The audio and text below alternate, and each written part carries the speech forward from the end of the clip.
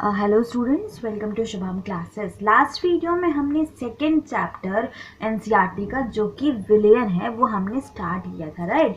तो हम लोगों ने विलियन की जो बेसिक डेफिनेशन थी वो उसके विलय के अनुसार पे विभाजन, विलियन कितने प्रकार के हो सकते हैं वो, और साथ के साथ हमने पदार्थ की अवस्था के अनुसार विलियन कितने प्रकार के होते हैं वो हमने देख लिया था। उसके बाद हमने विलियन की सांद्रता के बारे में भी थोड़ी पढ़ाई की थी, राइट। तो आज हम लोग अपना यही सेशन कंटिन्यू करेंगे जिसमें हम लोग विलियन की सांद्रता पढ़ेंगे, ठीक है। विलियन की सांद्रता हमने देखा था कि मापने के लिए एक कुछ इकाइयां बनाई गई हैं, है ना, कुछ इकाइयां बनाई गई हैं जिसमें सबसे पहली इकाई जो हमने पढ़ी थी वो मोलरता थी, ठीक है। मोलरता, और दूसरी इकाई जो हमने पढ़ा था वो था मोललता। तो जिसने भी वो वीडियो मिस की है वो प्लीज़ आप प्लेलिस्ट में जाके वो वीडियो देख सकते हैं, एंड आई विल रिक्वेस्ट कि वो वीडियो देख के ही आप लोग ये वीडियो स्टार्ट करें, ठीक है। तो एक बारी फिर से जिन्होंने वीडियो देख रखी है उनके लिए रिवीजन जैसा हो जाएगा, जिन्होंने नहीं देखी उनके लिए बेसिक इंट्रोडक्शन हो जाएगा। तो हमने देखा था कि मोलरता हम कैसे निकालते थे, उसका फॉर्मूला था मोलरता इज इक्वल्स टू विलेय के मोल बटा विलियन का आयतन इन लीटर, राइट। ये हमारा फॉर्मूला था, और इसका जो मैथमेटिकल फॉर्मूला था वो हमने डिराइव क्या किया था, इसको ही हमने सिर्फ हमने अल्फ़ाबेटिकल टर्म्स में रिप्रेजेंट किया, राइट। तो ये हो जा रहा था हमारा एम क्या है, यहाँ पे मोलरता को दर्शा रहा है। M is equals to small M upon W into 1/v।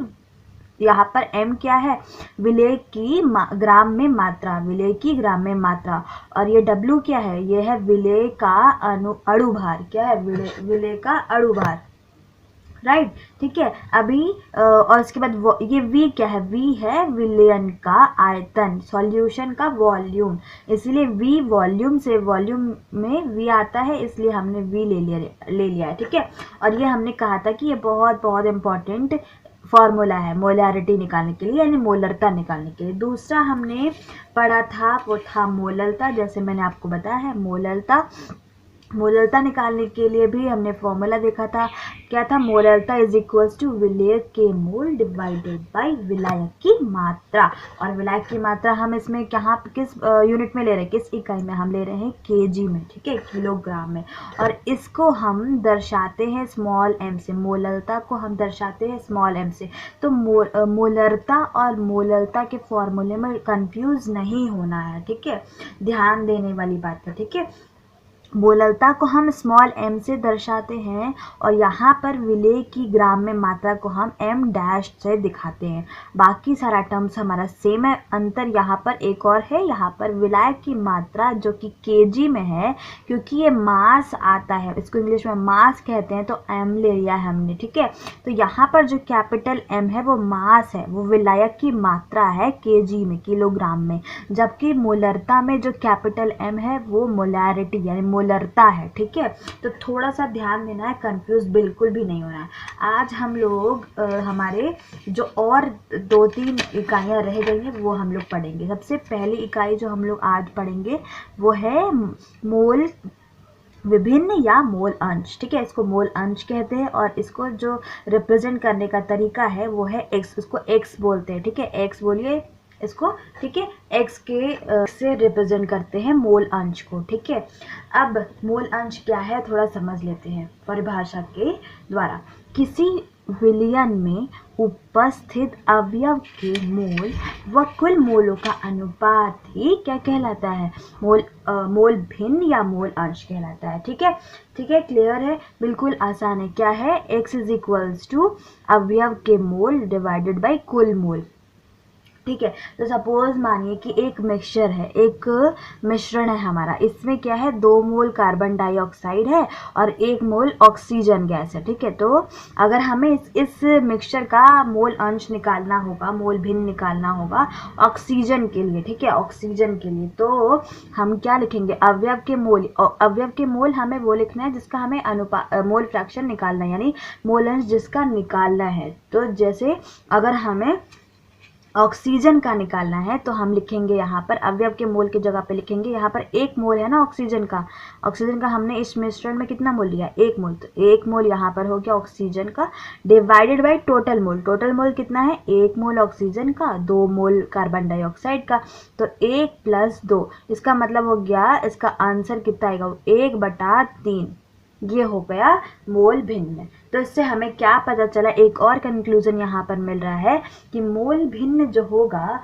वो हमें हमेशा 1 से कम रहेगा, ठीक है, वो हमेशा 1 से कम रहेगा। ऐसा क्यों है, 1 से कम क्यों है, ऐसा इसलिए है, समझिएगा क्या है कि ये सपोज हमने कोई मिश्रण लिया है, ठीक है, कोई विलयन लिया है, तो इसमें क्या है, जितने भी कॉन्स्टिट्यूएंट्स हैं, इसमें जितने भी अवयव हैं, उन हमने स्टार्टिंग में उन सब का मान 1 मान रखा है, ठीक है, उन सब का मान हमने 1 मान रखा है, ठीक है। उसके बाद जब 1 मान रखा है तो मतलब इसमें जितने भी कण होंगे उसका अगर एक एक का आप निकालने जाएंगे तो वो 1 से कम होगा, राइट। बिल्कुल आसान है समझना। अगर सपोज इसमें जितने भी कॉन्स्टिट्यूएंट्स हैं उसको हमने मान लिया, 1 मानिए या 100%, जैसे परसेंट होता है ना वैसे ही समझ लीजिए, तो 100% मानिए या 1 मानिए, तो क्या होगा, इसमें जितने भी कॉन्स्टिट्यूएंट्स हैं, जैसे कि मैंने आपको एग्जांपल दिया, एक और एग्जांपल देती हूँ। सपोज कि ये हमारा मिक्सचर है यानी मिश्रण है और इसमें है प्रेजेंट 1 मोल CO2, जैसे एयर ही है ना, उसी का एग्जांपल ले लीजिए, 1 मोल कार्बन डाइऑक्साइड, 1 मोल ऑक्सीजन, 1 मोल नाइट्रोजन और 2 मोल अमोनिया, ठीक है, अमोनिया गैस, ये सारे गैसेस प्रेजेंट है और हमने मान इसमें एक एक मोल प्रेजेंट है, ठीक है। तो टोटल मोल कितना हुआ, टोटल मोल इसका कितना होगा, 2, 1 3, 1 4, 1 5, टोटल मोल कितना हुआ 5। हमने इस 5 को ही कितना मान रखा, 1 मान रखा है जब हम मोल फ्रैक्शन निकालते हैं तब। बस यही है समझना कि ये जो 5 है इसको आप 100% मान सकते हैं ना, तो उसी प्रकार से इसको आप 1 भी मान सकते हैं, ठीक है। अब जैसे आपको निकालना होगा कि इस पूरे मिश्रण में कार्बन डाइऑक्साइड का कितना परसेंटेज है, तो आप निकाल सकते हैं, राइट। उसी तरह आप कह सकते हैं कि इस मिश्रण में कार्बन डाइऑक्साइड का कितना मोल अंश है, वो भी आप 1 के कंपेयर में निकाल सकते हैं। अब ये बताइए, ये सोचिए कि जब ये पूरा 1 के बराबर है तो 1 का जो वैल्यू होगा हमेशा 1 से कम रहेगा, राइट। तो बस मैं यही समझाना चाह रही थी कि मोल अंश जो रहता है वो हमेशा किसी एक कंपोनेंट के लिए, एक अवयव के लिए हमेशा 1 से कम रहेगा उसका मान, ठीक है। बस मैं यही समझाना चाहती हूँ। अब नेक्स्ट देखते हैं, हमारा ये मोल भिन्न हो गया। अब हम नेक्स्ट देखते हैं, हमारा है वो प्रतिशतता, ठीक है, परसेंटेज या प्रतिशतता। तो समझ लेते हैं क्या है, बिल्कुल आसान है ये भी। विलय के भागों की संख्या जो विलयन में 100 भाग में उपस्थित होती है, ठीक है। यही इसका भी कुछ मोल भिन्न जैसा ही मतलब है। क्या लिखा है इसमें, विलय के भागों की संख्या जो विलयन के 100 भागों में प्रेजेंट होती है। जैसे कि अगर हमें ये प्रतिशतता का मतलब ये है कि जैसे हमने सपोज कि हमने एक बॉक्स लिया, इसमें 100 बॉल हैं, ठीक है, 100 बॉल हैं और इसमें लाल रंग के बॉल 30 हैं, ठीक है, 30 है लाल रंग के बॉल। तो इसमें हम क्या कहेंगे कि लाल रंग की प्रतिशतता कितनी हुई, 30% हुई, ठीक है। तो यही समझाने का मतलब है कि अगर 100 अणु भार 100 भाग हम लेते हैं विलयन का, किसी सॉल्यूशन का, तो उसमें जितने भाग विलय के प्रेजेंट होंगे वही उसकी प्रतिशतता कहलाई जाएगी, ठीक है। अब प्रतिशतता निकालते कैसे हैं, उसके लिए एक फॉर्मूला है जिसमें विलय का भाग डिवाइडेड बाई विलयन का भाग इंटू 100 क्यों, क्योंकि हमें प्रति 100 यानी प्रतिशत मतलब प्रति 100, तो इसलिए हमने 100 से गुणा किया है, ठीक है। तो इसका मतलब प्रतिशतता कैसे निकाली जा सकती है, विलय का भाग डिवाइडेड बाय विलयन का भाग इंटू 100। तो ये हो गया हमारा प्रतिशतता निकालने का फॉर्मूला। अब नेक्स्ट देखिए, ये है ppm यानी पार्ट्स पर मिलियन, ठीक है। ये बिल्कुल प्रतिशतता अगर आप समझ गए हैं तो बिल्कुल उसी प्रकार से, बस अंतर कितना है कि यहाँ पे प्रतिशत है यानी प्रति 100 है, यहाँ पर पार्ट्स पर मिलियन है यानी प्रति मिलियन ठीक है, प्रति मिलियन। तो अंतर सिर्फ इतना आएगा कि जो यहाँ पर प्रति 100 में आपने 100 से गुणा किया है, यहाँ पे मिलियन में आप प्रति मिलियन से गुणा करेंगे, और 1 मिलियन में 10⁶ 1 मिलियन की वैल्यू होती है। ठीक है, तो आप यहाँ पर 100 के जगह पे 10⁶ से मल्टीप्लाई करेंगे। तो सिर्फ यही है। और इसी प्रकार से पार्ट्स पर बिलियन में कितना होता है 10⁹ ठीक है, 10⁹ पार्ट्स होते हैं। ठीक है, उसी हिसाब से आपको बस अंतर देखिए यहाँ पर है। बाकी सब क्या, विलय का भाग डिवाइडेड बाई विलयन का भाग इंटू 100। क्यों 100? क्योंकि हम प्रतिशत की बात कर रहे हैं। प्रतिशत का मतलब होता है प्रति 100। ठीक है, अब पार्ट्स पर मिलियन में क्या होगा, विलय का भाग डिवाइडेड बाई विलयन का भाग इंटू 10⁶ 10⁶ क्यों? क्योंकि 1 मिलियन में 10⁶ अणु भार होंगे, भाग होंगे। ठीक है, तो हम 10⁶ से मल्टीप्लाई करेंगे और पार्ट्स पर बिलियन में 10⁹ से करेंगे। तो हमारी ये टोटल 6 इकाइयाँ हो गई। कौन कौन सी? मोलरता, मोललता, मोल भिन्न, मोल या मोल अंश, फिर प्रतिशतता, फिर ppm यानी पार्ट्स पर मिलियन, और फिर पार्ट्स पर बिलियन।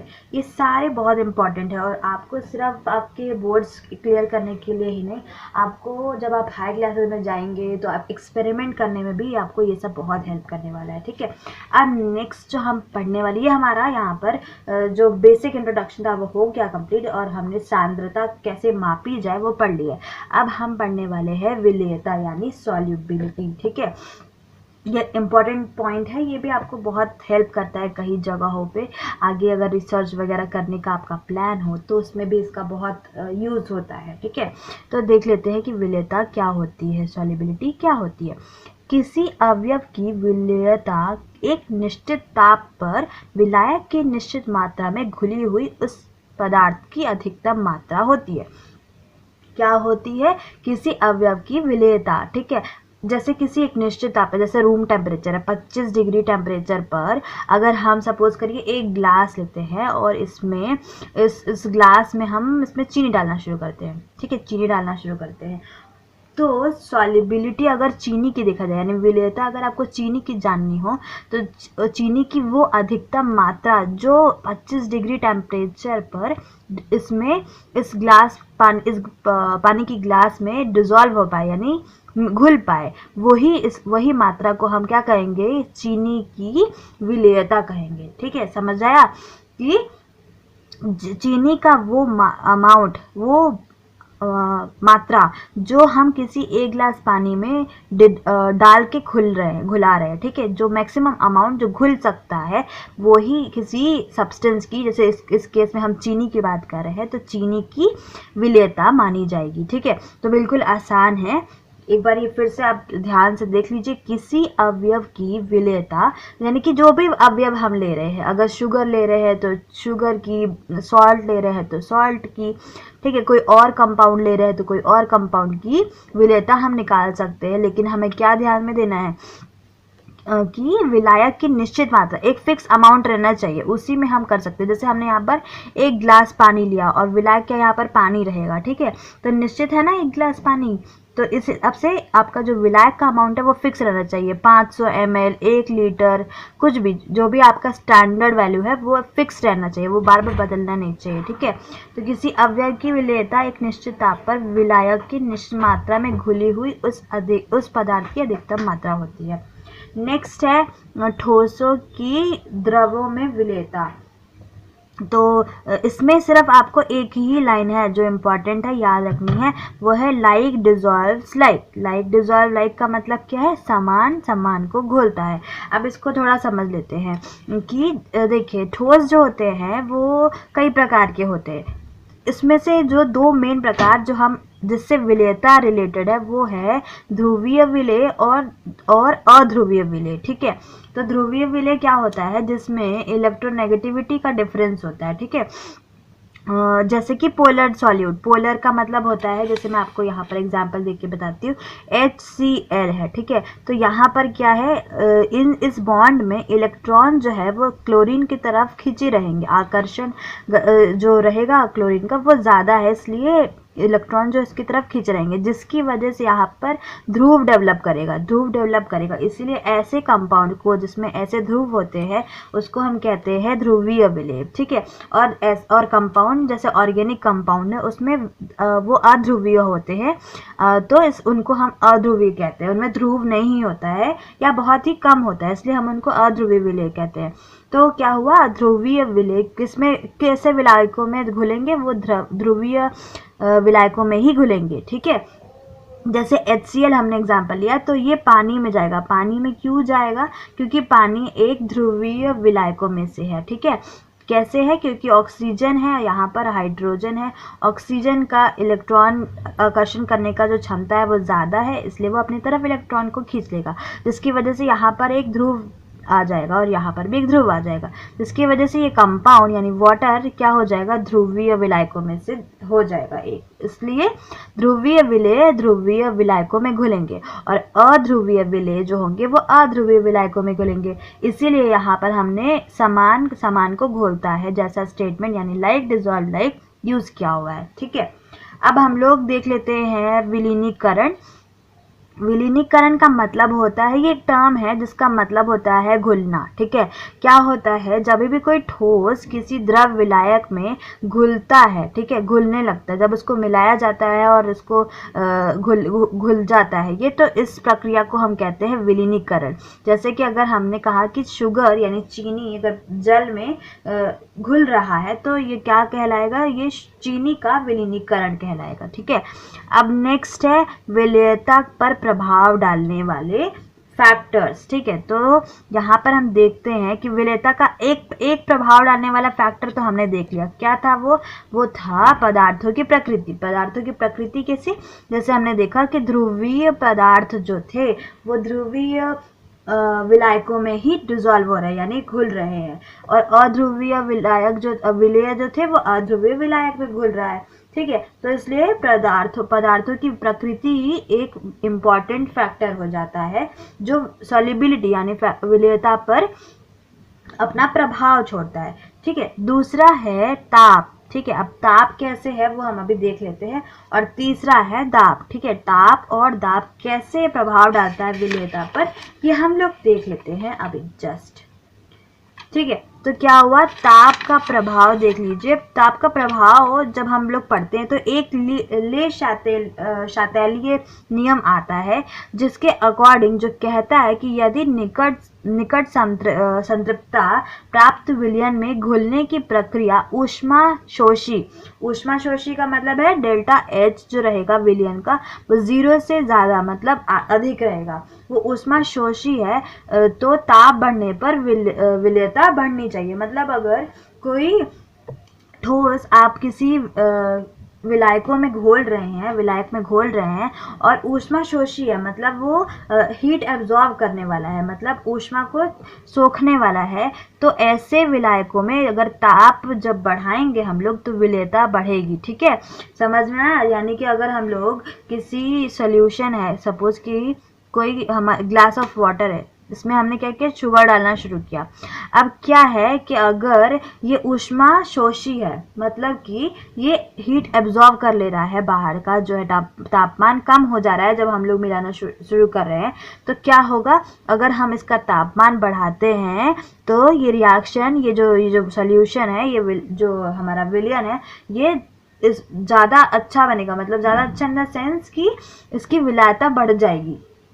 इसका मतलब है कि तापमान बढ़ाने से आप और शुगर ऐड करेंगे तो और ज़्यादा डिजॉल्व हो जाएगा, ठीक है। इसको कहते हैं ऊष्माशोषी। समझ में आ गया होगा कि अगर कोई प्रक्रिया, विलयन की प्रक्रिया ऊष्माशोषी है तो तापमान बढ़ाने से विलायता बढ़नी चाहिए, और अगर ऊष्माक्षेपी है, मतलब ऊष्माक्षेपी का मतलब है कि जो एनर्जी है वो रिलीज कर रही है, वो ऊर्जा निकाल रही है, तो ऐसे अगर कोई प्रक्रिया हो रही है, हम ऐसे ठोस को हम मिला रहे हैं, घुला रहे हैं, तो इसमें क्या होगा, अगर तापमान बढ़ाएंगे तो विलेयता कम हो जाएगी, ठीक है। ये हमारा ले शातेलीय नियम कहता है। अब ये ताप का प्रभाव हमने पढ़ लिया। नेक्स्ट था हमारा दाब का प्रभाव।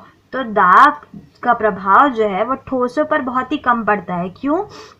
क्योंकि देखिए हमने सबसे पहले वाले लेक्चर में पढ़ा था जो सॉलिड स्टेट था उसमें देखा था हमें कि जो ठोस होते हैं वो बहुत ही नज़दीक उसमें अवयवी कण होते हैं। अवयवी कण बहुत नज़दीक होने के कारण इनके बीच में गैप नहीं रहता है, ठीक है, बहुत ही कम गैप रहता है। और जब हम इस पर दाब लगाते हैं, प्रेशर लगाते हैं, तो क्या होता है कि ये जगह नहीं है जिसकी वजह से ये जो है आपस में इनके जगह नहीं होने की वजह से ये दब नहीं पाते हैं, ठीक है, अंतर नहीं हो पाता इनके शेप। वहीं पर क्या होता था, गैस को अगर आप देखें तो गैस में जो अवयवी कण थे वो दूर दूर थे, और जब हम लोग इस पर प्रेशर लगाते थे तो क्या होता था, ये जो गैप है ये कम हो जाता था, राइट, जिसकी वजह से ये जो हमारा गैस है वो उसको हम कहते थे कि ये दब जाता है, ठीक है, कंप्रेसिबल वर्ड यूज़ करते हैं, ठीक है। तो ठोस में ऐसा नहीं होता है, इसीलिए दाब का प्रभाव बहुत ज़्यादा तो नहीं पड़ता है, ठीक है। इस देखिए यहाँ पर लिखा है ठोसों की द्रवों में